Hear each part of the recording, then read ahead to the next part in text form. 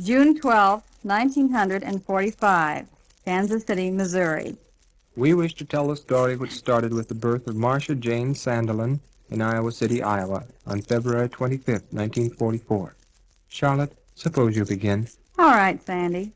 Marcia Jane Sandelin was born in the private patient's wing at the State University of Iowa Hospital. Dr. Randall was the attending physician. He was one of the best obstetricians in the United States. Our little daughter lost no time in captivating everyone.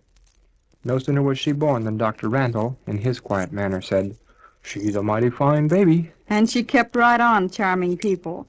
She was smiling by the end of her first month, and from then on she always smiled and charmed and captivated. She certainly charmed us. Marcia arrived about 2:26 a.m. That's not so charming. Charlotte went back to the hospital room and slept out that night, but at 5:30 a.m. she was awakened by the nurses and began her hospital routine. Go on, Sandy. Tell the rest of it, too. All right. Well, she called over to the house where I had finally gone to bed and asked me to come back on over to the hospital. I guess I had been asleep all of 2 hours, but if she could waken cheerfully at that hour, I certainly had no complaint. We went back to Florida together in our car, taking Marcia along in a bassinet. At that time, Sandy was stationed in Camp Gordon Johnson, south of Tallahassee. The trip south went very well. Charlotte and Marcia stayed in Tallahassee that first night we were back in Florida, while I went on down to the camp. Next day we took a room in a hotel in Apalachicola, Florida. Oh, the Gibson Hotel in Apalachicola. What a place that was. We had a very plain room with an adjoining bath.